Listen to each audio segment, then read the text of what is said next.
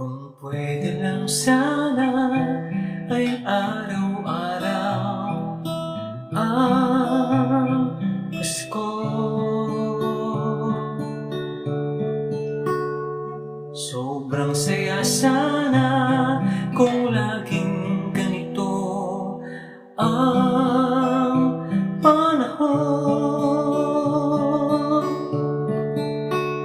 Ang pamilya ay magkakasama sa bawat tahanan. Ang lahat nagkakaunawaan at nagpapatawaran.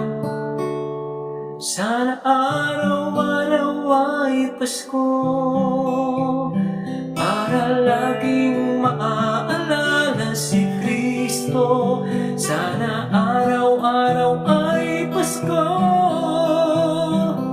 para ang lahat ng mga tao ay nagmamahalan, nagtutulungan at nagbibigayan.